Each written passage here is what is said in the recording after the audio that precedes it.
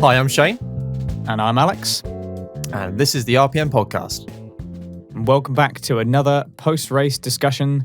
This time we went to Germany, although it is not the German Grand Prix, it is the Eifel Grand Prix. So controversial. Named, do you know why it's called that, Shane? Do you know why it's called the Eifel Grand Prix? I know why it's not called the German Grand Prix, because I believe there was a licensing issues that Hockenheim currently holds the title of the German Grand Prix and the Nürburgring does not. So that's for the Eifel Grand Prix.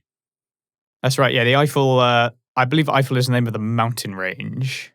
It's nearby. Oh, okay. And also there's the Eifel-Rennen, which is a sort of precursor to the Formula One World Championship that was held at the Nürburgring. We held the race at the Nürburgring this time, and it was thoroughly enjoyable. I think we definitely got an exciting race from this track, this classic layout. Let's go straight into our view from the stands before we talk about the race itself, as we got a couple of responses, a couple of questions. Let's begin with the poll that we ran a couple of days ago during the race, where we asked whether or not we should get rid of Friday practice. We got quite a few responses to this, and it ran 50-50, yes and no, for some time. So the question was specifically, do you think F1 should get rid of free practice on Fridays? Obviously, we lost both sessions because of the washout, and it threw up a few surprises because of it. Teams weren't quite as prepared. Shane, what do you think about this? Should we get rid of free practice on Fridays? I quite like the idea of getting rid of free practice on Fridays. I think we'll get a more definite answer going forward into the next couple of weekends, because I know Imola, obviously, we're getting rid of free practice on Friday, and we're only having one 90-minute session on a Saturday, but that's for logistical reasons. But for the race itself, I think we should get rid of free practice on a Friday. Clearly, it's plausible. The teams ran a 60-minute session on the Saturday and then went straight into qualifying, and we had an interesting qualifying and a pretty good race. I think if we had ran, a good 2 hours of racing, or a good 2 hours practice session on the Friday, would have made the race a little bit more predictable for the teams. Strategies would have been a little bit more ironed out. And tyre performances would have been ironed out. So you would have been able to see what was going on from a mile off, as from fans and from the race team. So I don't think there's anything wrong with getting rid of practice on a Friday. I think it's quite good. Anytime it's happened before, it seems to have given us a decent race. Yeah, on paper, it seems like a good idea, doesn't it? Because it gets rid of a lot of the data gathering that can make the races more predictable, like you say, because they have more ironed out strategies. It keeps the costs down. That's something that we're obviously trying to do with the sport. The final result of the poll itself was no, we shouldn't get rid of free practice on Fridays, but only by 52.9% to 47.1%. So it was pretty close. 34 votes in total. It is actually still ongoing. So if you want to have a look, you can go to our Twitter at RacePerMinute and give a vote. I think there's still a little bit of time left to vote, possibly a couple of days. I'm not sure exactly. But at the moment, it is standing at no. I think I can only assume that's because people just want to see the cars on track more. Obviously, some people, if their car didn't do so well, they might have wanted to make sure that they were ready for the results. But I guess on paper, it seems like an exciting option to get rid of it. I guess it gives fans a chance to go see Formula One cars on a Friday, which is actually significantly cheaper than on a Saturday or Sunday. So maybe if F1 drove down the costs of attending a race, then that maybe wouldn't be as impact. But certainly it's a lot cheaper when I've looked at Silverstone to go on a Friday for a whole day compared to a Saturday or Sunday. Yeah, interesting concept. So should we get rid of Friday practice? Let us know what you think. Let's move on to some of the questions we got from Twitter then. We'll start off with a tweet we got from Riley Gale 18. Asking, could Max have won and could George have got points if he didn't retire? Oof, that's a tough one. I'm going to take the lead on this one. Could Max have won and could George have got the points if he didn't retire? I think Max had a really strong competitive car this week. Obviously got the fastest lap towards the end of the race, on the last lap, I believe, which he was very happy about. Could he have won? I think he had a couple of opportunities to take on that Mercedes. Obviously, we had the start and then we had the safety car restart, and both chances Hamilton or Bottas drove away quite significantly, actually. So could he have won? I don't think so. I don't think the car had the pace for the track. It would have been quite a push, wouldn't it? It would have been quite a push. I mean, we would have to have some interesting weather for a chance for any other car to get on the podium. I mean, the podium was fantastic as it was, but For a Red Bull to win a race this year, I think was something drastic is going to have to happen with their car or with the weather or strategy. And unfortunately, the weather didn't give us that opportunity like it looked like it would do at the beginning of the week. Could George have got points if he didn't retire? I love George. I think at the end of every podcast, I say next week he's going to get points. I really think they were possible. I really do think they were possible this week. At one point, Latifi was running in P13 and, George was a couple of places above him before his mishap into turn one. I think George was P12 before he retired, I think. Yeah, and then a couple of cars obviously positioned above him retired. Mm-hmm. Ocon, Bottas and Albon. So he would have been running in the points, no doubt. And Norris And Norris, blimey. So he would have definitely been running in the points. Whether he would have finished in the points, I would have liked to think so. But this is racing, and I think it's just going to make his first points even more sweeter when it happens because he's come so close to points, and he just hasn't got it yet. So yes, I think George could have got points because of the amount of cars which retired, but he was one of those cars, unfortunately. Yeah, it's the race pace where the Williams seems to suffer as well. I think it might have been tricky for him even with the retirements. Yeah, a lot of retirements would have made it possible, like you say. Hard to say for certain. I think we'd like to think that he could. It was definitely an opportunity, but hopefully another one will come around. And again, like you say, Max, unlikely he could have won. The Red Bull is getting closer to the Mercedes in terms of overall performance. They are closing that gap a little bit as the season goes on. They're not quite there yet, and they are relying on Max to make it happen. So unlikely for a Max win, unless, like you say, the rain did come down. Maybe he could use some of those Brazil 2016 skills, but wasn't an Hamilton's option very this good time. in the rain as well. So, Yeah, absolutely. it would have been, I reckon it would have completely leveled the playing field because you've got two brilliant drivers who are equally as good in the rain. So maybe the Red Bull would handle better in the rain, as we've seen before. You never know. We didn't get that opportunity, unfortunately. No, we didn't know. Right, next question from our regular contactee, Dave Doherty, who asks, one question for Shane. Since we know Alex is a McLaren fan and I'm a Mercedes fan, mainly on Valtteri Bottas, what team does Shane follow or driver the most? It's a very interesting question. So I've always been a Hamilton fan because British driver, one of the very few British drivers on the grid. So I was a Hamilton and Button fan for a long time. But actually with new young drivers coming through into the sport, I like to see racing and I like to see all these drivers do well because they're the future of Formula One. So I am too quite a heavy McLaren fan. I really like Lando Norris, and I think the pairing next year going forward with him and Daniel Ricciardo is going to be fantastic. Really like George Russell. Like I've said, every week I say I want him to get points. And also I'm a Hamilton fan because he keeps on breaking records and he's one of Britain's most prestigious, sportsmen. So I'm a driver fan. If there's any Brit on the grid, I'll absolutely support them. But I just like seeing good racing. I find it really hard to pinpoint one driver. Mercedes and McLaren are my team, but that doesn't mean I don't support a lot of other drivers. I like to see everyone do well. Sort of a neutral in a way. Yeah, it's not difficult because I used to think, I could only support one person, and that has been Hamilton for a long time. But actually, I just like to see drivers do well, especially the young drivers. George and Norris. So I think it's kind of easy to support a team, but also support a lot of the other drivers. And I used to support Jordan when I was a kid. Fair enough. Yeah, we used to have. I remember I used to have like a t-shirt and a cap and all that stuff. So.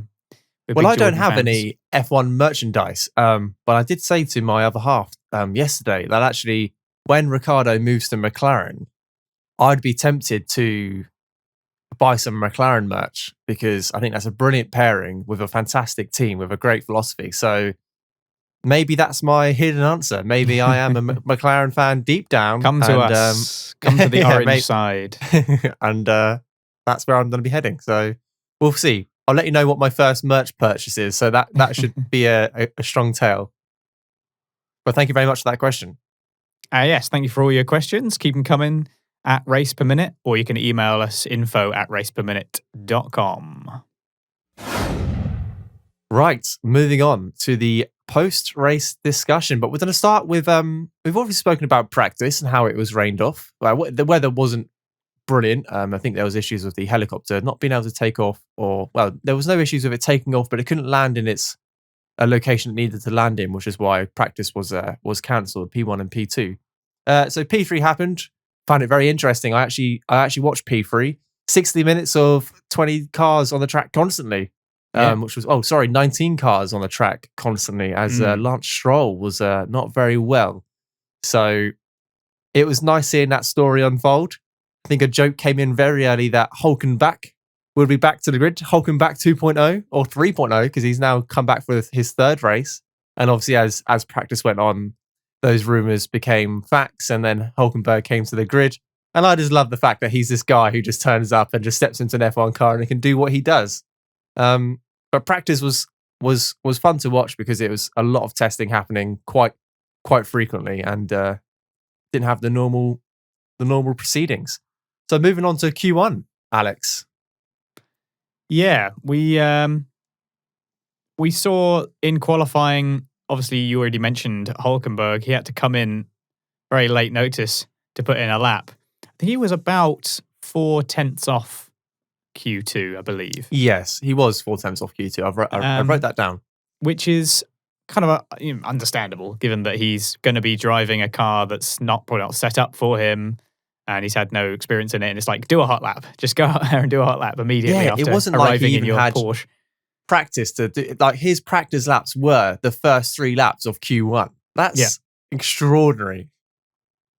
So, excuse me. So yeah, he did a pretty good job, all things considered, even though he ended up P20 and ended up stuck there. Neither of the Williams managed to get out of Q1 this time, which was a shame. I think Giovinazzi did a great job. Q2 for the first time in his career. Yeah, that's true. Yeah, we'll be talking about him more later on for sure, because I think he generally had a very good race. I think that we saw quite an exciting race for pole when it came for later on in qualifying as well. Max Verstappen almost surprising the Mercedes there, but Bottas ultimately, his 3 purple sectors, he really did smash that lap and managed to beat Hamilton by a reasonable margin, which we don't see happen too often. So fair play to Valtteri for making that happen. Yeah, I was pretty excited because usually qualifying is quite predictable.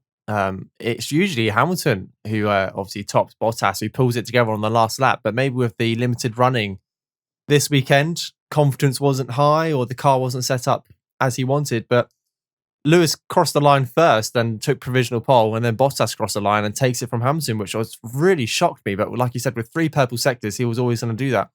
Verstappen, I would have loved to see him split the 2 Mercedes, but he came home in P3 across the line to take position 3 on the grid. And Charles Leclerc in P4, so really doing things with that Ferrari. I know they've put some upgrades this week. They both Ferraris are running a new front wing, and I believe Charles is running a new floor. We don't know if Vettel is running that new floor or not, but Charles in P4 and Vettel was obviously out in Q2, unfortunately. But Charles is doing some good stuff with that Ferrari. It's really coming back to life. I think it's got a couple more areas it needs to improve on, because P4 isn't exactly where that Ferrari wants to be at the moment, but no doubt they won't be disappointed with that at all. Yeah, Charles has always been pretty good over one lap, but we saw his ability to make it happen during qualifying in previous seasons where the Ferrari was slightly more competent. I don't imagine that the Ferrari is likely to be getting up to those heady heights consistently anywhere for the rest of the season.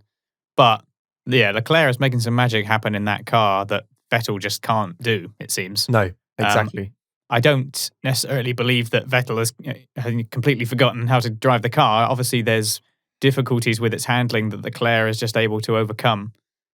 I think at this stage, at the current state of affairs, I think I do rate Leclerc a fair bit higher than Vettel, just because of his consistency and ability to drive that car. Absolutely. How much of that is mental and skill and the nature of the drivability of the car, it's hard to say. But yeah, Leclerc being very impressive. Also, Albon did very well to kind of get over some of his qualifying woes, put it into 5th. I think that was a pretty strong performance for him and exactly what he should be doing. Finally qualifying in what he should be doing in that Red Bull. Yes, exactly. It was good to see him actually quite close to Max in the performance of that car, and he didn't really seem to struggle at all in qualifying. He just put it exactly where we wanted him to put it. Less than a But 100th behind Leclerc as well, so it's very close to pipping into fourth. that's really good. And fourth is exactly what the team should be looking for. Behind Max or in front of Max, it could happen. But if he's not in front of Max, then at least be the car directly behind him. Well, I guess he was technically on the grid. So, yeah, very good qualifying session all round. A lot of people did well. Yeah. It's strange. It wasn't strange to see. Russell wasn't too happy with his qualifying session. He said, "We need to do better, or I should have done better." So maybe he just didn't hook up the lap. But both Williams out in Q1. But I wouldn't say that's unexpected, but it was a shame because we've come to enjoy Russell into Q2, but it just didn't happen this week. And before we get to lights out, I just want to say that I really enjoyed Nico Rosberg's punditry, both pre and post race. I thought he was really good giving his insights. He's very direct, isn't he? He doesn't take any nonsense. He's always good at like challenging when people say things that are a little bit wishy-washy. He always jumps straight on it. Sometimes he'll clear it up. Yeah, sometimes it makes him seem a bit brusque, maybe, but I quite like that. Sometimes you need that, especially the Sky Sports, the commentators and pundits. Sometimes they can be a little bit airy-fairy, and you need someone who comes in and just lays it down and is a little bit more direct. And when they do the highlights on Channel 4, they have like David Coulthard and Mark Webber, don't they? And they're both kind of like that. It's just racing drivers, isn't it? They're just not They're just not going to give it the usual nonsense. They're just going to. They're not going to beat around the bush, are they? They're going to tell you exactly what they think, exactly what's going on track, and so more Rosberg, I reckon. Yes, exactly. It does make for a more interesting commentary session because, like you said, the Sky Sports team are, they're great and all, but they're a little bit wishy-washy. They never really want to like offend anyone. But Rosberg's like, hold on a second. Hamilton's on a low. Bottas, this is your chance. You need to kick him while he's down. You need to keep up this mentality. And I'm like, no other presenter would mention that, to the way Nico did. And obviously it's very personal for Nico, but that's exactly what he did. And we saw that graphic. You see that graphic where they were comparing Rosberg as a teammate to Hamilton. No, I didn't. And Bottas as a teammate to Hamilton. It was pretty brutal, to be honest with you. Yeah. It was pretty brutal. It showed how good Rosberg really was fighting against Hamilton. And Bottas has only had 8 or 9 wins, hasn't he? Whereas Rosberg would have, I probably had that amount during his winning season. So I know there's a lot of comparison, but actually Nico got a lot of stick, and I put my hands up and I said, he isn't great. He didn't really take the fight to Hamilton. But looking back on it, he really did, didn't he? He really did take the fight to Hamilton because at the moment we don't have that fight going on. And obviously over the last 2 races, we haven't had a direct comparison. Hamilton with his 10-second penalty in Russia and Bottas retiring this weekend. It wasn't exactly a fair fight, but we don't normally see them go wheel to wheel, unlike Nico and Hamilton used to. I think Rosberg said that Bottas and Hamilton haven't touched in 4 years of being teammates. Wow, they've never banged wheels apparently. That's which I believe. That's interesting. I believe. Yeah, that. I don't think I've ever seen them touch wheels. To be fair, maybe that's because Bottas just doesn't want to put himself in a position where he's under scrutineering, or he's as we've said before, he's not really aggressive enough in general, is he? So no. Whereas Nico would just put it exactly where the car needed to be for him to win that race, whether that would cause some controversy or not. It made for some good racing and for some good post-race discussions. It's a shame we didn't start this back in 2014 because we would have had a lot more to talk about between the 2 Mercedes guys. Rosberg knew how to play the game for sure. He did, and he played. Yeah, absolutely. I completely agree. Right, let's get to lights out then. And so we'll start off with lap 1, obviously. So I've got around here that both Hamilton and Bottas starting well, going side by side into turn 1.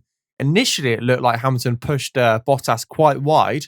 However, looking back, the whole grid clearly didn't have enough front end or enough heat in those tyres because they all took exactly the same line. So that I thought that was going to be a bit controversial to begin with. Just talking about controversy, I thought it was going to be a bit controversial, but it wasn't. Hamilton momentarily takes the lead, but with Bottas on the inside and on the racing line, he regains first position. It was a good, hard fight between the 2 Mercedes drivers going into turn 1 and going into the next couple of corners. They were, really close to each other.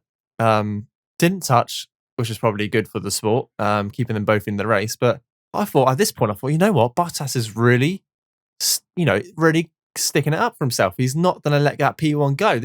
We're going to have a fight on our hands. And obviously that went on for a few laps. We didn't see any other overtakes, unfortunately. But at the same time, behind Hamilton and Bottas, we have Alex Albon, who has quite a big lock-up into turn 3, narrowly avoiding the Renault of Daniel Ricciardo. So he was quite lucky there. To be fair, I think the whole grid was quite lucky not to have any contact going into turn 1, 2 or 3 because it's quite an interesting set of corners and they don't really allow for much space. It is a wide track, but the nature of the racing line really pushes the cars to the edge of the track. So I was really surprised to not see any contact going into the first lap. Yeah, the track is quite narrow in a few places. Obviously being a bit more of an old school style circuit. Like you say, Bottas did very well, I thought, to do a bit of hard racing on Hamilton. He really pushed him, made sure he grabbed that inside, held on to the lead. Thought Ricciardo's overtake on Albon was really good. Yeah, it was a great early move. Did you see that Vettel almost jumped the start? Sorry, I was just taking a sip there. I did. He just did moved move slightly, and then he was stationary, but I believe because he moved forward, but he was still within his allocated slot, and he was stationary when the lights went out. Yeah, that was deemed as a legitimate start. So yeah, so the jump starts are decided on whether or not, like you say, they're moving when the lights go out, and also there's the box that you can't move out of. So you can kind of bump forward a tiny little bit by perhaps releasing too early, stop, and then as long as you haven't gone outside the box, and then go again when the lights go out, that's kind of allowed. Yeah. I thought that was going to be a slam dunk penalty to begin with, but nothing came of it. I don't think it was even under investigation. Yeah, I'm not sure how I feel about that. I've said before in previous episodes where I think we talked about somebody having a jump start, that if you move before the lights go out, like I think that's a jump start. That's a jump start in my book. There's no question about it. Yeah, I'm not the one enforcing the rules, I guess. So. Hulkenberg did very well as well at the beginning. He made up 3 places on the first lap, so it was a confident start from him. Going straight into those racing conditions again shows that he has got a lot of experience. I mean, he was racing in Formula 1 for a very long time. I reckon he was doing a lot of laps on the simulator that evening because up until that point he'd only had 4 laps in qualifying. So imagine turning up to a Grand Prix and just going straight into it from the back of the grid with 4 laps under your belt in a car you've driven, well, not driven for 4 months. It was a good drive. It was a fair play to him. I've got a lot of respect for that guy. He did say that he basically didn't sleep. So yeah, they were busy getting him prepared for that, and certainly paid off. Now, in the opening stages of the race, Verstappen was doing really well to keep up with both the Mercedes. In previous races, we've seen both of the I was going to say silver arrows, but obviously they're not silver at the moment; they're black. No, yeah, we've seen them sort of disappear off into the distance with Verstappen fairly close by, but still, not in like DRS range or anything. Yeah, within a second or two. Yeah. But I think we saw that there have been the improvements made in the car, Verstappen taking advantage of that. Obviously, he's an immense driver, so he's able to stay with them really well. That meant that we had something of a fight going on. Bottas maintained a pretty strong lead overall until I think it was lap 13. Where but before that, I want to jump in if that's okay. Okay. Because you mentioned how Max did a really good job of keeping up with the top 2. But this is where Charles kind of fell into a bit of a rut. He was the start of a train because they had a really good fight for the midfield between P4 and P10. And it was just Charles basically not being able to make any gains at all. And until, I put Daniel Ricciardo here on my notes, until Daniel Ricciardo overtakes the Ferrari on lap 9, which was a very good overtake, if I have to say. That Ferrari's all right in a straight line, and the Renault's obviously quite good. But that turn 1, 2, and 3 sequence makes for some really good switchback opportunities, and that's exactly what he did.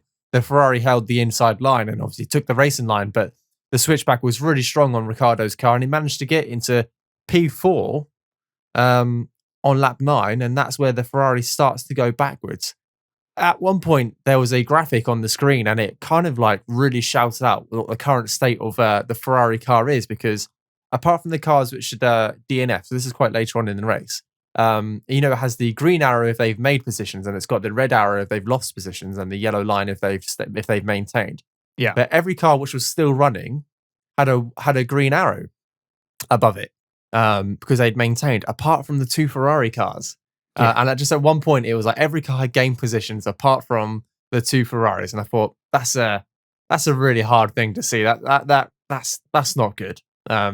We've seen this happen multiple times as well, especially with Leclerc, who qualifies well, but then just doesn't have the package to get anywhere near the people in front or to maintain the distance from the people behind him, and so just keeps getting past. We saw it in Mugello as well, for example, qualified well, and then just kept being overtaken because the cars behind him are just better. It's very similar to George Russell. Like, he's put it into Q2 many times this year, and over one lap, that car is clearly it's getting quite competitive. Like, it's better than the Haas and the Alfa Romeos, and it's doing a good job. But as soon as the race starts, the race package on the Williams just doesn't allow that car to race freely as well as it wants to, because Russell just seems to go backwards every time he starts the race. Obviously, he didn't this time because he started a lot further back than he's used to. But anytime he makes a Q2 appearance, he drops 1, 2, 3, 4 positions on the first 5 laps because the car just isn't built for, I was going to say isn't built for racing, but doesn't have that race package at the moment. Yeah, the Williams is definitely, it's hard to say where it is in the standings, whether or not it is still technically the worst car. They've definitely closed the gap, and as well as closing the gap, also Alfa Romeo and Haas have slipped back somewhat. So those 3 constructors are now in a closer pack. We know that Russell has got some quality behind the wheel. He's a very generally quite consistent driver, although he's had a mixture of bad luck and lost a few opportunities in the season so far. But yeah, we know that he has put it into Q2 a couple of times, but during the race, it just seemed to struggle a little bit, not able to get the race pace down. But there again, the Haas and the Alfa Romeo team have both scored points. Yeah. And the Williams haven't. And as much as I don't want to quote Crofty or Ted Kravitz, there's no points for Saturday. Points on a Sunday. So if you can't, if you're not, there's no point building a car great for qualifying if it's terrible in the race. So I don't want to say Williams is still the worst team on the grid or the slowest, but they're the only team that hasn't scored points this week. And actually, interestingly enough, I'm going to reel off a statistic now that this is the second time since 2010 that 9 constructors have scored points in a race. Mm-hmm. Williams being their only team who haven't. And I saw that when the official F1 Instagram page made a graphic for that statistic. I did like that the Williams F1 team commented and said, we really didn't need to see this morning. It's not a great statistic for us, but it didn't even occur to me that actually only for a second time in 10 years have 9 constructors scored a point in one race. I thought that's mad. That's so boring, this F1, isn't it? Isn't it so boring and predictable this season? It's not like don't get on to me about boring F1. This has been a great season for Formula One. Yeah. But yeah, that's a whole nother conversation. But I'll go back over to you. I was talking about Bottas, but I actually do want to touch on one other thing before Bottas is stuffing it into turn 1 on lap 13, which is Vettel. Lap 11. Another just inexplicable spin. Trying to come up behind Giovinazzi, I believe. Yeah. Because he seems to be always stuck behind Giovinazzi. Yeah. Can't be blamed on the rain because there was not none. really. Yeah, there was maybe a couple of spots at one point, but there wasn't anything that really affected the track conditions other than the temperature. Just a really odd mistake. Just spins round coming into. I think it was coming into turn 1, wasn't it? It was. I watched the highlights back this morning just before this podcast, and the only thing which even suggests to me which would have not aided his spin was he started braking on one of the white lines of the pit exit. It goes quite far into turn 1, and I don't know whether he just. I mean, the tires are huge and the white lines are tiny, so it's probably not a factor. But that's where he broke, and he just lost it under braking. The rear end spun around, and it's not the first time we've seen it for Vettel, and it's not even like the 5th time. No, it's not. He does it in almost every race. Yeah, we take the mickey out of Latifi for a year or two spinning, now, but yeah, I think Vettel's been doing it just as much. Yep. Yeah, I'm a bit concerned that he's going to get into that Aston Martin and not really. I mean, we mentioned it before when we were talking about Vettel's future. There's no guarantee that he's going to just suddenly blossom when he gets into a different car. Like, I really like Sebastian Vettel. I think he's one of the most respectable drivers on the grid. He seems like He's got a great attitude and he's always been very respectful of other people. But it's Formula One. The performance really matters. He has been subordinate in results to Leclerc, quite decidedly so. I don't think that he's just forgotten how to drive the car, but is being stuck behind a customer team in the way that he has been and the way that he was for pretty much the whole race. That raises some serious questions as to where his head's at. And I think it's been enough time now where we know, obviously Ferrari, they're not in a great place right now. He knows that he's not going to be there. I think enough time has passed now, and Vettel is a professional, that of course he's going to be giving it his best performance he can anyway. I find it hard to blame it on anything other than just the guy's straight up performance. Yep, and it's just not we'll good find enough. out. We'll find out next year when he goes to Racing Point. We will, which is obviously Aston Martin, because the Racing Point looked strong this week. And actually, when I saw the Racing Point overtake the Ferrari, I thought we could be in for an interesting season next year, because if Vettel is still the great driver I want him to be, he could be very competitive. He could be right up there with the top three in amongst the Red Bulls and the Mercedes. Because I just think actually the Racing Point is a fantastic car at the moment, and it's got some really good drivers. There's no doubt about it, but it hasn't got a 4-time world champion behind it. And maybe that's exactly what Racing Point need. But equally, I completely take your points on board, and maybe he'll jump into that car and Stroll will out-qualify him, and Stroll will out-position him in the race. And who knows what will happen. Well, we saw Hulkenberg. An exciting season. Yeah, I'm looking forward to it. I hope that Vettel can pick it up again. Yes. But we did see Hulkenberg overtake Vettel much later on in the race. I think it was for P9, and it looked easy. That Racing Point just sailed past it before even the braking zone. Obviously helped by DRS, but yeah, it looked easy. So that Racing Point still strong. I think maybe they've been overestimated coming into the season. There was much talk of them being able to challenge the actual Mercedes Works team. I think that maybe wasn't very realistic. But they're still a very strong car and able to challenge the Red Bull and the McLaren on its day. Absolutely, and I completely agree. Because Renault's up there too. It is. Well, it's so close, isn't it? The constructors at the moment, it's so close. But we'll get onto that later on in the podcast. But so now, can we talk about Bottas stuffing it into turn 1? Go ahead. You can talk about Bottas going into turn 1. In fact, I'm going to invoke. I believe you tweeted. You can't wait to see Bottas stuffing it into turn 1. So I watched it quite late, didn't I? I was at a birthday meal, and I tweeted as I came back home. I was like, can't wait for Bottas to stuff it into turn 1 and ruin his race chances. And it wasn't quite lap 1, but he did do it. I mean, the engine problem that he had might have happened anyway, so maybe it didn't make a huge difference. But yeah, it was a huge lockup as well, and it's not the kind of mistake that you see someone like Hamilton make. You're fighting Lewis Hamilton. You've got to be as consistent, at least as consistent as he is. Yes. At least as consistent as Lewis Hamilton, maybe the most consistent Formula One driver that we've ever seen. Obviously aided by some pretty incredible machinery. Pretty incredible that it doesn't fail like Bottas's does, but hard to say why that happens.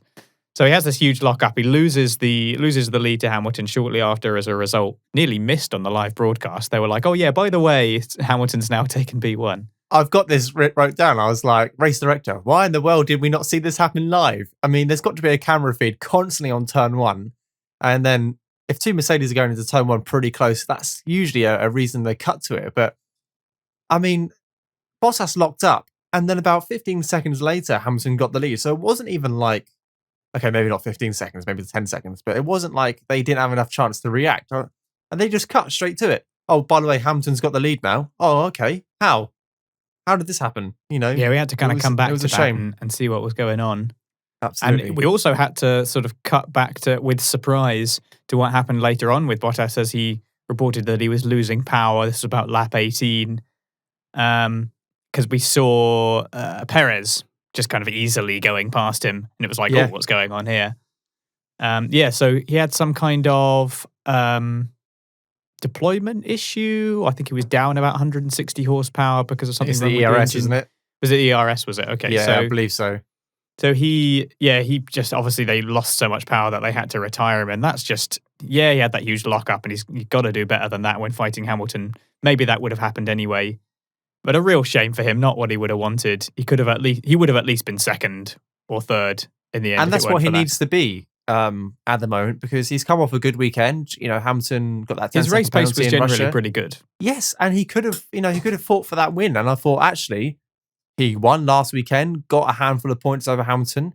If he wins this weekend, he'll again gain a couple of points over Hamilton. We could see a Bottas comeback. And taking the retirement aside, but locking up that deep into turn one. And it wasn't just a scuff. That was I'm going to lock up my front right, I believe it was, or front left. Yeah, it was a massive lockup. It was massive. And he held that lockup all the way into the corner. So he didn't actually box straight afterwards, which is interestingly enough. But blimey, yeah, not a mistake, not something you want to be happening when you're trying to fight a 6-time world champion for position. Is that his first DNF of the season? I think it is, isn't it? It is, yeah, and it's a shame. I hate to see drivers go out on a technical issue. We saw the same with Lando and with Albon. But we'll touch on that later on. I think constructors sport as well, isn't it? You gotta exactly, and you gotta build a car and an engine that lasts. But it was a shame when Hamilton lost it to Rosberg a couple of times, and reliability wasn't Mercedes' forte. It's weird when you say that actually Mercedes had issues with reliability 4 years ago. Still not completely unheard of. They're not totally infallible. They're not invincible, are they? So it was a shame, but yeah, that turn one incident did not help his case whatsoever. Nope. And speaking of turn one incidents, I'm going to take you to lap 14 and cast your mind back to a flying Brit. And by that, I mean George Russell being absolutely punted off the track. Got some serious airtime. I believe yeeted is the technical term. Got some serious airtime and then landed quite abruptly facing the track, luckily. But it looked pretty painful. He landed quite abruptly. So Kimi, Vettel and George were all heading into turn one. George was on the left-hand side. Fair to him, was keeping his distance. Wasn't really getting involved with Vettel and Kimi going side by side. But Kimi runs wide and ends up collecting Russell with his front left tyre, sending Russell up into the air and landing back down. And initially, it looked like George had a puncture and he might be able to nurse that Williams back to the pit lane. Of course, this happened on turn one, so actually trying to get back to the pit lane with a puncture at the Nürburgring would take some time. But actually ended up having suspension damage and retiring the car from the race. It was a big hit. It was a big hit. Can't believe Kimi walked away with the tiniest wing damage. He had a little the end plate of his wing was just flapping about. And I thought, blimey, you've punted a car out of the race, sent him a couple of foot up in the air, and you've basically walked away from it with untouched. But he was happened to awarded a penalty. Raikkonen in Mugello as well. He clouted someone and got away with it with almost no damage. So maybe the Alfa Romeo is just built of steel. It's ridiculous. Maybe that's their tactic to score points. But Kimi was awarded a penalty. Was it a 10-second penalty? It was, 10 seconds. I mean, if you're taking a car out of a race, whether it be an accident or not, that's the right penalty to give. It was a miscalculation from Raikkonen and it looked almost a little bit amateurish. It was from someone who was breaking a record for race starts. Oh, blimey, yeah. Which he never really seemed to celebrate throughout the weekend. Can I just jump in and say that I'm kind of surprised that Raikkonen is going to, they're talking about him being in that Alfa Romeo next season as well. I've said before that I'm a little bit I'm not really on the Raikkonen love train. I know people really like him because of his attitude and stuff, but I'm a bit sick of it. And I think I have been. When he was in Ferrari, I loved to see him get that win in the USA. Yeah. I mean, I used to be well on it, but now the Alfa Romeo days, I'm like, oh, come on, mate. Let someone else have the seat in. I mean, he's supposedly doing it for a hobby, but he doesn't seem to be enjoying it. After every race, he's always complaining about how it's not going very well. And, I think his race engineer congratulated him on the record of the 300 plus. What is it, 323, is it? 323, yep. And I think he congratulated on it, and Kimi didn't even say anything. He didn't respond, did he? I've not looked into the transcript, but that was a bit rude, actually.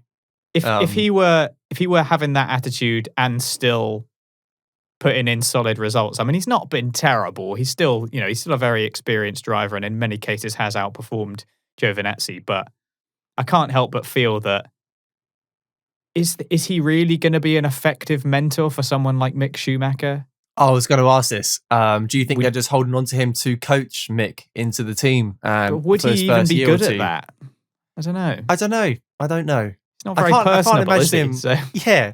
I can't imagine Kimi sitting down at the end of the race and sitting down with, Antonio going, you did really good here, mate, but you haven't done as good here. And I feel like you need to improve here and try doing this next time. He'll just be like, just drive the car fast. Just drive the car fast. But compare it to say... oh, yeah, that's great advice, Kimmy. Thanks for that. Yeah, cheers, mate. Great impression, by the way. But compared to maybe Hamilton and, say, George in a year or two, I reckon that would be quite a personal tutorship. But Kimi and Mick Schumacher, if they're holding on to him to help Mick, blind me. Yeah, I'm not sure about that. I'm not sure about that at all. But should we move on? I've got something for lap 17. Okay. If I may. If you've got nothing before that. Oh, hit me with it. You mean hit my front wing off, Alex Albon? Yeah. Controversial. Well, this is after he already had to stop because he'd already had a big lock up into turn 1. We actually heard it on the broadcast. It was like, proper. He had multiple lockups into turn 1 and should we just make 3. this our Albon spot? Oh, no. We need to talk about Albon. Well, he retires in a couple of laps' time anyway, which is interesting. But he did actually already clip Ricciardo early on. Did he? I think you already mentioned that. Yeah, they did actually make contact at one point. This was again after a big lockup. They had 2 pretty big ones. Again, Albon had to stop early. It was about lap 9 where he had to go onto the mediums. Indeed. We've seen him do that multiple times where he'd had to stop early because tyres weren't working. It's like his classic strategy, isn't it? Like, Alex is cocked up into the first. It's some strategy, isn't it? Yeah. Oh, blimey. And we're going to go to the end of the race on a set of tyres, which they've done no running on. But Kvyat. So Kvyat goes deep into the chicane and comes back onto the track pretty safely, actually. Does straight line it a little bit, but keeps it under control, doesn't bring anything onto the track and keeps it. He then goes to the left-hand side of the track. And obviously Alex Albon who's made that chicane, has great momentum and is going to go for the overtake. And this is all happening before the penultimate corner. So with Kvyat back on the racing line, Alex goes for the overtake and Alex does go for the overtake and comes back onto the racing line, but just a little bit early. And Alex's rear left tyre clips Kvyat's front wing, knocking the whole thing off.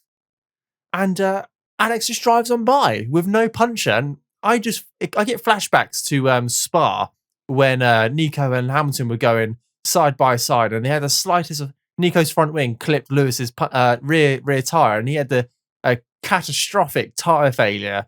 And it was pretty bad, but it was the slightest of touches. And now I've seen we've seen some incidents going forward with Alex and with other drivers hitting front wings. Remember what happened with the Ferraris in Brazil last year, where they had a tiny touch of each other? Yeah. They were both smashed up because of it. They blew up, didn't they? They were going a lot faster, to be fair. They were going a lot faster. True. But Alex somehow, he came across way too early.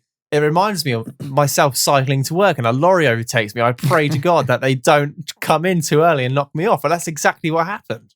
Knocked off his front wing, got away scot-free without a puncture. And then Kvyat, bless him, he was actually before the pit entrance. The white line was solid. So technically, I don't think he could have crossed it, but I don't think he would have got a penalty for actually diving into the pit lane and going for a wing replacement, because it was arguably a little bit unsafe it wasn't unsafe. The wing came off and was off the racing line, but he might have had difficulty turning in like that, though. I mean, with no front wing. But it was over within 3 seconds, wasn't it? By the time Alex had come across and Kvyat had noticed that his front wing was, cascading across the track, he had to do a whole lap without a front wing, which, again, at the Nürburgring, turn 1 would have been absolutely ridiculous with no front end.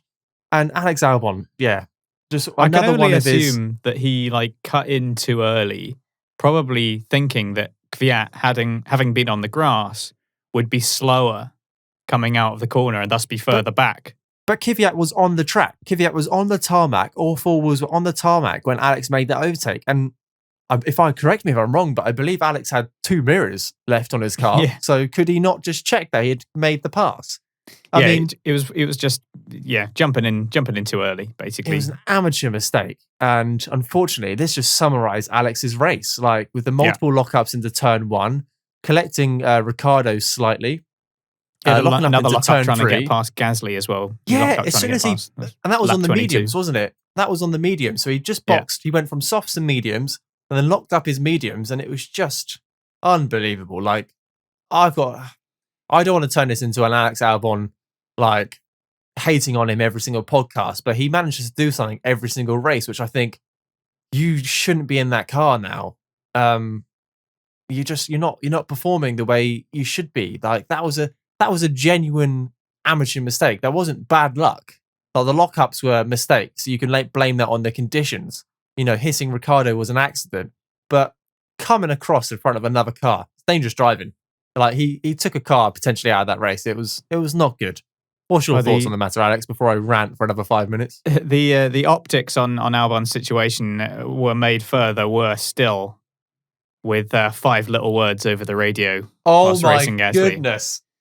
With the words, they race me so hard. I think that Alex Albon has obliterated quite a considerable amount of the sympathy that a lot of people might have had for him. You cannot complain that you have to race people when you're on a racing track. What are you talking about? I mean, Brundle himself said on the broadcast, he was like, "Welcome to Formula One, mate. Where do you think you are?" It sounded so disheartening as well. It was like, and Gasly, they raced me so hard. I'm like, hold on a second. You're in Formula One. You're in a top 3 team. And like you said, it was against Gasly as well. And I just think, Alex, as much as I've tried to, I'm going to say it right now, I'm making a bold claim. Like, he doesn't deserve that seat anymore. I've tried to stay optimistic throughout this whole season that he's learning. He's actually had a lot of time out of the car. He's only been in it for a 1 season with like a 6-month break. But when, Hulkenberg comes in, barely driving the racing point this year and has a decent race and, doesn't hit anyone, doesn't make any mistakes. But Albon, who's been in the race every single year, every single race this year and is making schoolboy errors, it's not good anymore. It's getting a bit silly. Red Bull needs to switch up their driver program because it's just not working again. Yeah, Albon looked really shaken in the post-race interview. Obviously, and understandably, there's a lot of pressure on him again. I think Red Bull will probably keep him there for the rest of the season. I don't think they're going to get rid of him. Obviously, he was retired shortly after the team reported that a stone had punctured a radiator and was likely to cause an engine issue. I don't necessarily disbelieve this. I mean, the rumor mill started spinning so fast that it could become a new form of power. I think new power source could be formed with the speed at which people were rifling off their suspicions. I don't necessarily disbelieve what Red Bull said. It's entirely possible. I don't think they would retire a car without just good reason. Like, there was still an opportunity for Albon to get some decent points for the team. I don't see why they would turn that down unless they really had to. But yeah, huge question marks above Albon. I can see him going the rest of the season, but I think the likelihood of him being in that Red Bull next season is rapidly approaching 0 at the current rate. And like I say, he has not won himself any fans by complaining about having to race his direct competitors. There's a reason why cars don't really fight Max when they see him in their mirrors, because that guy is rapid and he will just go past you anyway. The same cannot really be said means for necessary. Albon. Yeah. And to be fair to him, his race pace is generally quite good. Albon's race pace has been strong. He did do well in qualifying this time. The craft isn't there. There's a difference between race pace and race craft. The race craft isn't there. You can't be on the radio on lap 17 or this was before it and saying they raced me so hard. That's a guy who's admitted defeat, especially when you've got Hulkenberg coming into this race with 4 laps experience and he's doing a better job. Hulkenberg to Red Bull for 2021. Absolutely Hulkenberg. Oh, I wouldn't put Hulkenberg, but okay. I think maybe this should be an RPM roundup, but I think the Red people Bull have got a program bit too needs to excited change. about Hulkenberg coming back. Like, yeah, he's good, but he also did a lot of races and didn't get a podium himself. Let's not forget that. Yeah. I'm aware, and maybe I've jumped on the hype too much, but it just screams out that you've got drivers who I think I have the Perez potential in that seat myself.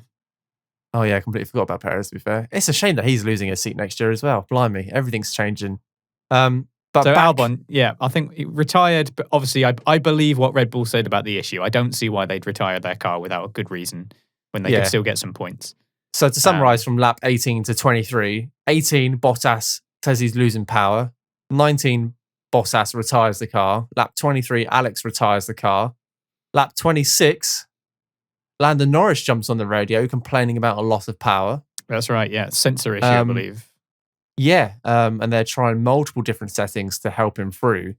And then Norris actually had quite a decent gap between him and P5 or P6. I think he was running in P5 at the time. He was doing a really good job. He did very well to get past really good Perez job. early. He was holding on good defending. And then he did a massive stint on the softs, didn't he? Yeah, really, really good. So lap 26 is when Lando said about the power issues. And it was lap 31 when Perez took advantage and actually made the overtake. So that's how much of a lead Norris had. He had a really solid drive going into this race. And it was a shame that he had some power issues because he was looking for a decent finish. And he wasn't the only one with a Renault engine who suffered, because we saw Ocon out in lap 23, who was not having a bad race otherwise, but had some kind of hydraulic issue. So his brakes went, didn't they? Going into turn 1, you want brakes. He had hydraulic. I think it was an overall issue. kind of engine hydraulics issue, something in general. But yeah, it's bizarrely, it seems that Ferrari had the most reliable engine this weekend. Blimey. Who would have guessed? Because Mercedes has an issue with Bottas. Renault had double issues. Yep. And Honda, Alex, obviously they had an issue that maybe wasn't the fault of the engine itself. Might have been just because of the damage that they might have received. Bit of debris, yeah. But Ferrari were the ones holding it together engine-wise, it seems. And they had an all right strategy as well. Yeah. What has happened? Maybe this is the turning point for the Ferrari team. So moving on from lap 31, Perez on lap 35 actually had a very decent charge and overtook Charles for P4. So the current standings is Hamilton, Max, Ricciardo is currently sat in P3, and then you've got Perez in P4. So actually, really interesting top 4 there. And I think as soon as on a note when Bottas retired, that made the race a little bit more exciting for me. Not because we've had a driver retire, but actually that third place podium has opened up, and I was sat there like, I don't care who gets P3, I will congratulate them, and they will be well deserved, because it will be Hamilton, Max, and then someone else, whether it would be Charles. Alex Albon. Oh, he wasn't in the race at this point. It wasn't going to be Charles, but he was. No, it wasn't. But I was like, anyone who finishes on P3 would have done a good job, and it's just nice to see someone different on the podium. So I was looking forward to the finish at this point. It's a good fight. It's a good fight for P3. Yes. So I've got nothing between lap 35 and lap 44. If you've got anything between there, simply that Grosjean was doing well in P12. He was generally having a good race. Good drive, yeah. He supposedly hurt his finger with gravel, and it must have been. I mean, something flies at you like that and whacks your finger. Your hand is slightly above the cockpit edge, isn't it? So yeah. I don't think it was broken or anything. He was probably just feeling the pain and the cold and everything together. But was it cold this weekend, Alex? Was it cold? Yeah, it was pretty cold. Yeah, I'm pretty sure every team mentioned it about 150 times. It's very cold this weekend. Oh. It's always interesting to see the cars having to race in sort of non-optimum conditions, though. Yeah, it again makes it a little bit more interesting, doesn't it, with the tyres? And so we had Grosjean generally having quite a good race. We've already mentioned Hulkenberg's pretty easy overtake on Vettel for P9. This was on lap 42. Yep. And we were also looking at Gasly making good progress through the field. He was past Raikkonen and Vettel during that period of the race just before the safety car. Yep. So I guess that then brings us to lap 44, where Norris finally has to retire with his power issues. He was doing really well. I mean, he's having a hell of a race considering his problems. I think he was, for the last 15 laps, he was constantly having to, well, it was actually almost 20 laps. He complained on lap 26 and he retired on lap 44. Every lap he was having to go into a new default to keep that car running. But when you're running in P5 or P6, that's a good amount of points. And Lando was quite high in the drivers' standings, actually. So wanted to bring home even a handful of points. But he was forced to retire due to a power issue. And it was his first retirement of 2020. And it was very Alonso-esque afterwards. He just, I did enjoy him sat down on the deck chair. He was clearly gutted about it. Yeah. Because he's done very well this season. It's his first retirement, and the McLaren is doing. They mentioned this in qualifying. It's got a very good front wing on it. It's got a very good chassis on it. So actually, it's a very good car. So he's got a lot of potential there. I mean, I don't think he wanted to chuck away those points. So it was a massive shame for him. Pulled over in as close as he could to one of the exit points of the track, but they had to get a crane on. Well, they had to have a crane overhanging to pick that car up, which caused a safety car on lap 44. Now, I want to talk about this safety car, Alex. And what was quite nice to hear was, well, obviously, we heard Hamilton on the radio. I said to my other half, as soon as the safety car came out, I was like, give it a lap. Hamilton will be on the radio complaining that the safety car is going too slow to warm those tyres. Which obviously he did, and it gets a bit of a running joke. But it was nice to hear that the broadcast actually broadcasted Verstappen airing the same complaints, because usually it's just Hamilton being knocked about and being broadcasted about complaining about the safety car and that it's going too slow and his tyres aren't warm and his brakes aren't up to temperature. But it was good to hear Verstappen's opinion on it as well. And that, Verstappen's race engineer confirmed that Hamilton also was airing the same thoughts. I think Hamilton gets a lot of his radio messages broadcasted during the race, which it makes people love or hate him. Sometimes he comes across as a little bit whiny, but I think it was really good to hear Verstappen on the radio as well, asking for the exact same, because then it's just not Hamilton, is it? It's all the drivers. You read the transcripts at the end of the race, the drivers on the radio constantly asking their engineer for stuff. But it always seems to be Hamilton's radio which gets picked up and broadcasted. Interestingly, though, they were going round the track, waiting for Lando's car to be picked up and moved out the way. A lot of cars had to unlap themselves. I think it was everyone past P4 or P3 potentially had to unlap themselves, which is obviously a tremendous amount of cars. But that caused a little bit of controversy, may I add, because actually we got Hamilton, Max and Hamilton, Max and Ricciardo, who are all driving behind the safety car with not going on optimum speed for a Formula 1 car. So their tyres are colder, their brakes aren't up to temperature, really suffering in those conditions. All the cars unlap themselves and then go arguably at racing speed back round to the grid, knowing that the safety car is going to come in the following lap. So you've got cars 4 to 15 at the time, because 5 cars had retired, now up to temperature, hot tyres, hot brakes, ready to attack the opening lap. And you've got the 3 cars at the front who are absolutely stone cold, and that was apparent when the race finally got underway. And Hamilton, despite the complaining, managed to get away quite well. But Max locked up into the penultimate corner, had a tiny little lock-up, not an Alex Albon lock-up, but had a tiny little lock-up, and obviously managed to keep P2, and Ricciardo managed to keep P3, but only just. I mean, you could tell the difference in cars there. The racing point was quick and obviously had optimum temperatures, but it was, I don't know how I feel about that. Like, it's very odd. Well, there's a couple of things there. Firstly, the safety car itself, I think it's a little debatable whether or not the safety car was totally necessary, given that the crane truck didn't actually have to come onto the track. It seemed like a VSC could have happened instead. It seemed like the sort of thing that the VSC was created for. Of course, bringing out the full safety car was used to create a more interesting race, Alex. Yes, I am saying exactly that. Yeah. Oh, blimey.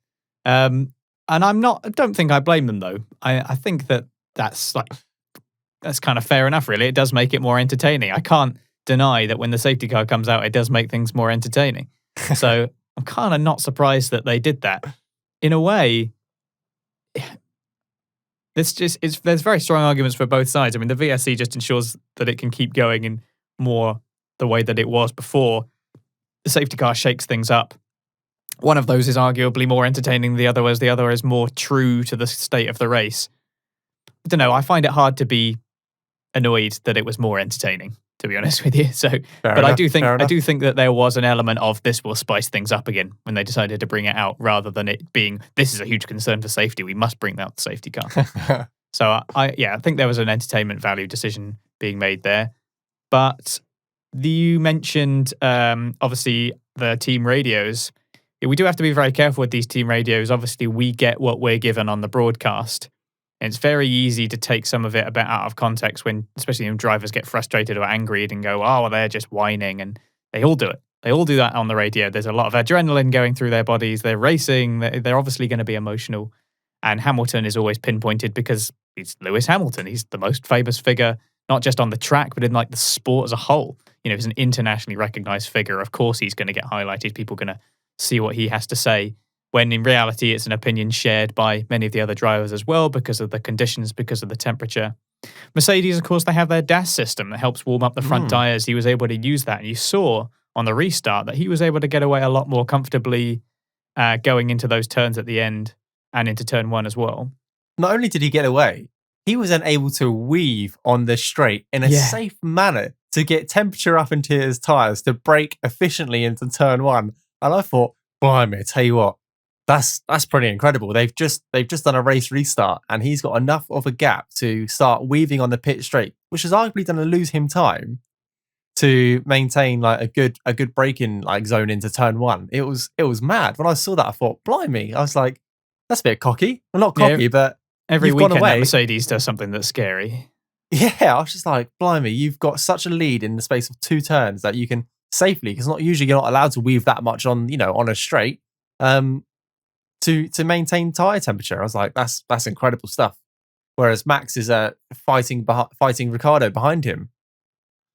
Then we have our restart. This safety car has kind of spoilt Perez's chance of taking that podium position. He was in a pretty good position. He had the pace. He was catching Ricciardo. But then, of course, they were both able to pit for new softs, and it meant that it was going to be purely down to who had the pace. And I think most people's money would be on Ricciardo in that situation. He had a really, really strong race. And but after the restart, Gasly again made up a couple of places. He got past Leclerc and Grosjean to get up to P6.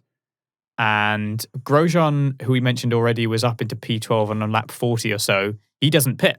They decide to just keep him out, see if they can hold on to as much as possible. And on the restart, he's actually P7, which is a really good position for that Haas. Good call for him. They've been going for those sort of bold strategy decisions in order to get into the points, and I think it's a great idea. It's exactly what they should be doing.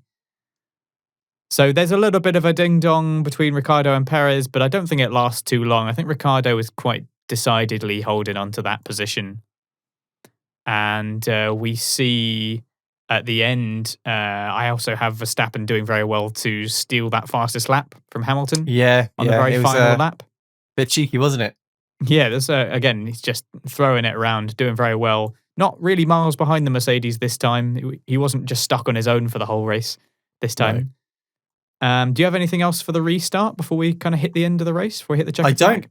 I don't. I think you've commented on everything. It was a good restart. Lots of jostling for position, and thought the top 4 did really well to get away and maintain those positions. Especially impressed with Ricciardo managing to keep that racing point behind him, especially when DRS was activated again. That is a long straight into turn 1, and he managed to keep that racing point behind him, which was, I don't know if that racing point's a fast in a straight line, but it's certainly not a slow car. So I think he did really well. So Lewis Hamilton wins the race. He equals the Schumacher record, a record that many people would have considered to never be beaten. 91 wins.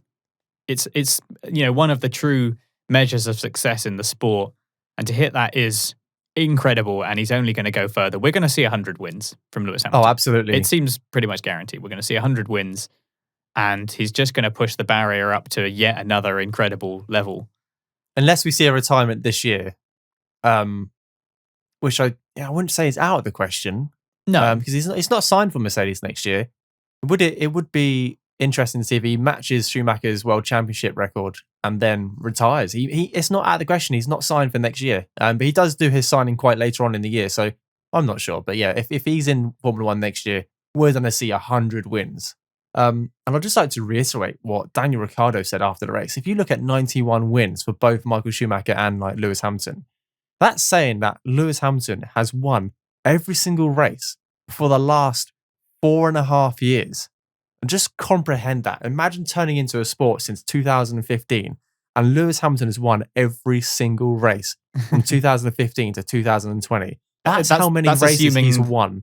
That's assuming the races are back-to-back, you mean? Exactly, yeah, absolutely. Like, if you put all those wins in one period, consecutively, he's won every race for 5 years. That's mind-blowing. And the same from Schumacher. Like, that's incredible. They had a lot less races, 10 years ago. So that's probably 6 years of racing. It's just unbelievable the amount of races they've both won. And like you said, a record which a lot of people thought of never being able to break. I mean, when he broke Senna's record in Canada, I believe it was, or 61, we thought, Schumacher's is next. It's 30 races to go, 30 wins. And here we are, midway through 2020 season in October, and he's 91 wins. It's unbelievable, and massive respect to both of those drivers. It's incredible.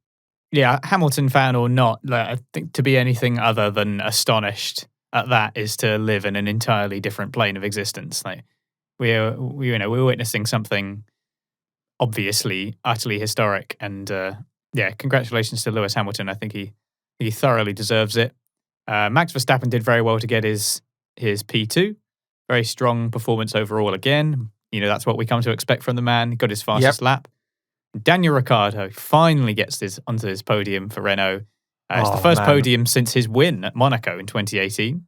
So happy for him. Yeah. And of course, the first Renault podium first Renault podium since Malaysia 2011.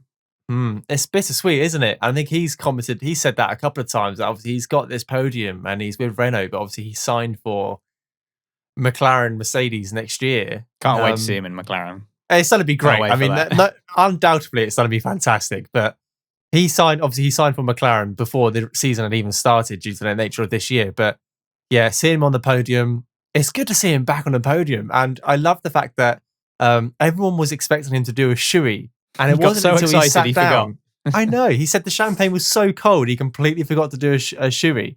But he sat down after the race, and when one of the Sky commentators said, "So didn't you do a shoey?" His face just dropped, and he legitimately forgot to do it. I mean, what a guy. He's just going to have to get another podium and do it again. But I'm so happy for him. He's come P4 so many times. He's a great racer in a good car, and he deserved that P3 celebration. Didn't they celebrate on that podium? Like, it was a good celebration. Comparing it to Russia a couple of weeks ago, where it was very, slow and boring at podium. It was like Bottas sprayed his champagne and gave his radio message, and Max was up there and Lewis basically walked off. This was a good podium. I really like to see everyone celebrate hard. Yeah, it's just good to see Ricciardo on the podium, and also the Renault guys and the Red Bull guys congratulating the Red Bull guys were congratulating Ricciardo on his podium as well. That's sportsmanship. And if your old team are congratulating you on a podium, that just goes to show, I think, that you are a decent guy. You must be a nice guy with a lot of respect if your old team are congratulating you on your podium. I think just Daniel Ricciardo, everyone. P3. Loved it. Thank you very much. I'm out. Yeah, he drove a fantastic race. And as you already mentioned, we got points for 9 teams in this race. Points for Haas. Grosjean ended up in P9. Giovinazzi his first points in P10. Of the season. That's right, yeah. So they did very well. They were ecstatic with that. Hulkenberg had a fantastic performance to end up P8. Perez did very well to get P4. He could have been on the podium. We could have been talking about Perez on the podium instead, but it wasn't to be because of the safety car. And that kind of brings us to the checkered flag and the end of the race discussion. Right, moving on to driver of the day and championship standings. Now, talking about driver of the day today is difficult because it really is, isn't it? It is the exact opposite of last weekend. We talked about how in Sochi, nobody was particularly outstanding. There was a lot of kind of people making mistakes. There was a lot of problems. Nobody really distinguished themselves. It's the exact opposite this weekend. There so many drivers were either pitiful or didn't really have anything to say about them, or fantastic. They were brilliant. There were lots of really good performances, and I just want to highlight a couple of them before I say my driver of the day. Okay. We haven't really mentioned him at all. I don't think his name has even been said yet, but I was really impressed with Sainz because he was struggling with that car. McLaren have brought quite a few updates as they work towards taking on their Mercedes engine. And a lot of the updates that they've brought, they've had to add them in because of the rules surrounding the token and homologation process. So they've had to add updates to their car, especially to the front wing, which don't necessarily suit the overall balance and design of the car. And Sainz was obviously having troubles with downforce on the front end. He was trying to be coy about it when he was being interviewed, and Nico Rosberg basically figured it out and was like, so you had problems with your front end then, basically. And Nico was having none of the PR speak. But Sainz did really well to get P5, considering how much he was struggling. It wasn't a super eventful race for him, but he held on and showed why he's got the consistency and why he's going to be in a Ferrari. And I really hope that he does well when he does end up in Scarlet. Also, I think Perez did really well and was just unfortunate. He had some really good moves. Again, he was just super consistent. It shows why it is a shame that he doesn't have a drive. Obviously, Ricciardo had lots of great overtakes. Again, deserved that podium when all was said and done. Again, unfortunate for Perez with the safety car, but Ricciardo held on and was decisively in P3. It wasn't like it was close to the finish. Like, he really battled to make it happen. I was also really impressed with Gasly. Gasly did really well. He had lots of on-track overtakes. I think he started 12th, Gasly, and ended up 6th.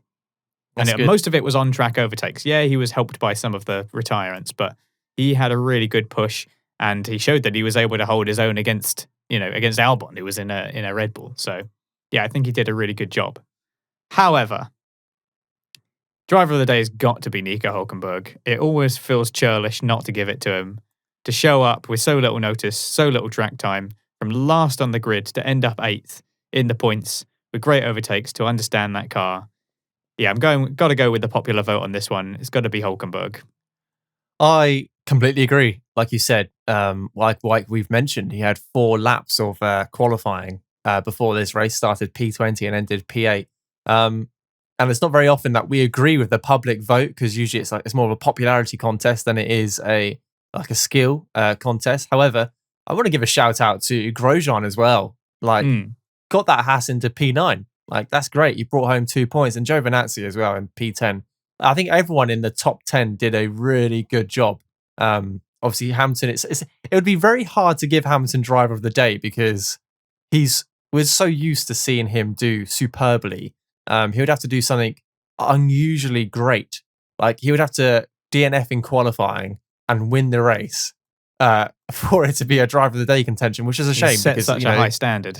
He has set such a high bar that even he struggles to beat his own bar. But I think everyone in the top 10, like you said, either someone did really well, or they did terribly. You've got Hamilton, Verstappen, Ricciardo, Perez, Sainz, Gasly, Leclerc, Hülkenberg, Grosjean, and Giovinazzi. The only person in there who didn't do as well was Leclerc.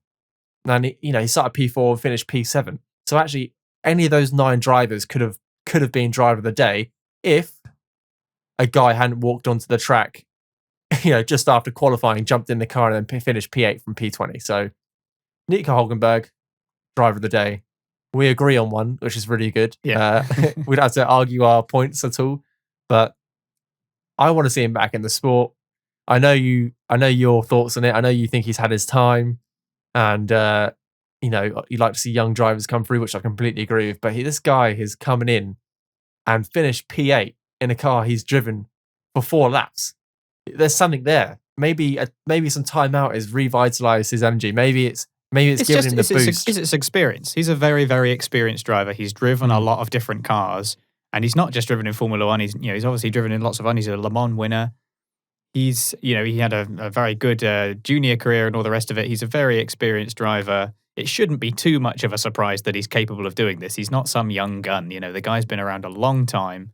He had no practice session at a track he hasn't raced for in 7 years. That's true. Yeah. I don't want to take anything away from his performance. He did really, really well. He's my driver of the day and many other people's driver of the day for a very good reason. Do I think that warrants him coming back to Formula One and getting a seat at somewhere like Red Bull? Not really. I don't think I would. I don't think it. I can't see Red Bull going for him. It seems very unlikely. I don't think he's going to be. He's not really capable of sparring with someone like Max Verstappen. He'll be in the car before the end of the season. He's a very likable driver. I really like Hülkenberg.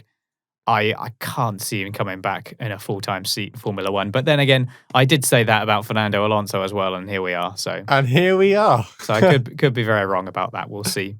Yeah, let's move on indeed we to will. championship standings then. So Hamilton extends his lead to 230 points over 161 for Bottas in second place.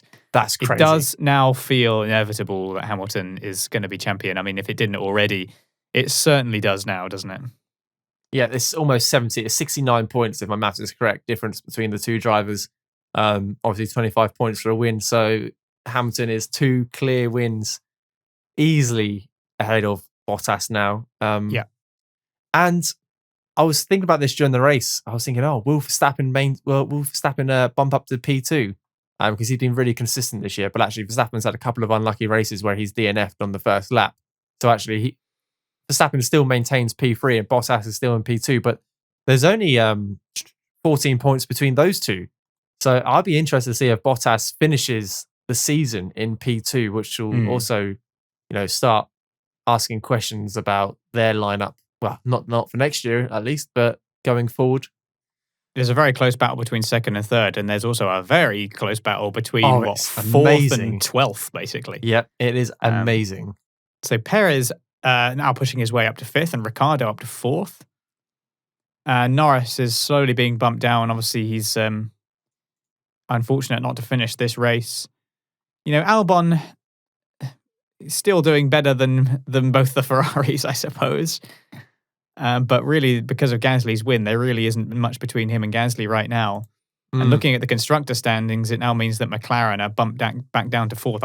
I was liking seeing them in 3rd place, but I don't know if they can hold on to it. Yeah.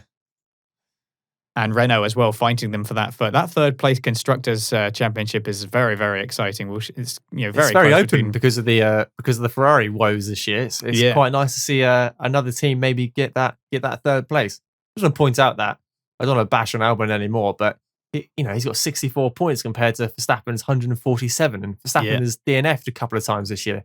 Let's see if I can rule out that statistic. Yeah, he's DNF'd twice this year, 3 times this year. Austria, Italy, and Tuscany. He's DNF'd. So actually, that's not good for the old. But there again, just looking at Alex Albon's record as well, he's DNF'd twice this year. But there's still 120 points between the two drivers, which is an extortionate amount. Yeah, and also, Sebastian Vettel looking pretty sorry for himself down in 13th place with 17 points. I believe that Hülkenberg is not too far behind and has almost as many points, top 8 finishes. Yeah, Hülkenberg has 10 points, and he's raced 3 times, and one of those he did not start. So whereas Vettel has finished every single. No, he hasn't. He's only finished. He's DNF twice. So it is odd seeing Vettel down there in 13th place. And Williams still the only team not to score any points. I mean, Haas now are on 3 points. So Williams have got some work to do and going to need some good fortune and some consistency if they're going to crawl out of that last place position. It feels unfair really because it doesn't reflect how bad they are compared to last season because they were so bad last season. They've made such gains this year. Yeah, they're so much better this season. The points don't reflect that at all. No. It's not just constantly seeing the Williams in P19 and P20 all the time. They are actually getting into Q2 thanks to George and fighting for a couple of places and really getting close to the possibility of points. And we're not quite there yet, but it's still good signs. I hope that we've got a couple of races coming up with no track history or limited track history. We've got Imola coming up. We've got the outer ring of the Bahrain, and it's these tracks which are causing a lot of DNFs. A lot of changes. So I'm hoping towards the end, I would really love to see Williams pick up a point or two towards the end of the season because they do deserve it. They've done well this year. They've made such good gains, and for a team which has gone through so much change, it would be good to finish the season on a high for them. Absolutely. Yeah. Hopefully better times ahead now that they've got the support. Right, well, there we are. Podcast finished. Thank you very much for listening to the Eifel Grand Prix post-race discussion. If you're watching on YouTube and haven't subbed, please consider subscribing to us and pop down any comments you have below. We eagerly await any comments and look forward to responding back to you, getting the discussions going in the comments box. Likewise, if you're listening to us on a podcast provider, Apple Music, Apple Podcasts, Spotify, or wherever you get your podcast, please consider giving us a rating or a review. It helps us out. It's good to see that we've got a couple come through. It's nice to see that we're getting a couple of 5 stars and a thumbs up. It's really good to see. If you haven't already, consider following us on Twitter.